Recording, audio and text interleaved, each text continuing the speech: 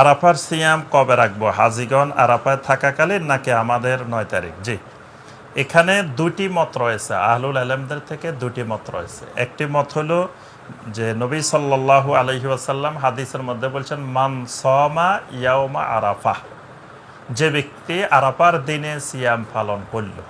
এখানে নবী সাল্লাল্লাহু আলাইহি ওয়াসাল্লাম 9 তারিখ বলেন নাই, কিন্তু কোনো তারিখ বলেন নাই, বলছেন ইয়াউমে আরাফা। তো সুতরাং আরাফা পৃথিবীতে একটাই, যেদিন আরাফার ময়দানে হাজিরা সমবেত হয় সেই দিনটাই ইয়াউমে আরাফা। তো সুতরাং একটা মত হইল যে যেদিন হাজিরা আরাফার ময়দানে যাবেন সেদিন ইয়াউমে আরাফা। সেদিন বাংলাদেশের 7 তারিখও হতে পারে, 8 তারিখও হতে পারে, যে কোনো তারিখ হতে পারে। এটা হলো একটা মত। আরেকটা মত হলো, একটু আগে আপনাদেরকে বলছি যে জিলহজ মাসের দিনগুলোর এক একটা নাম আছে।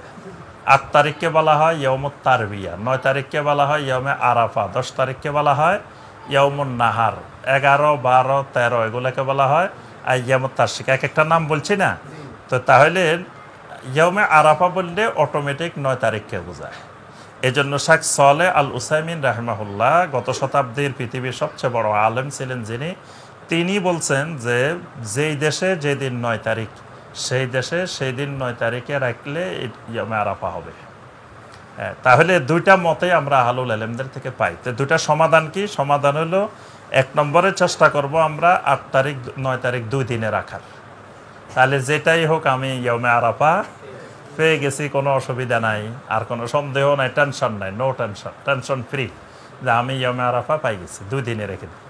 আবার দিনগুলো খুবই গুরুত্বপূর্ণ, আমার তো 9 দিনে রাখা দরকার, সেখানে 2 দিন রেখে দিলাম।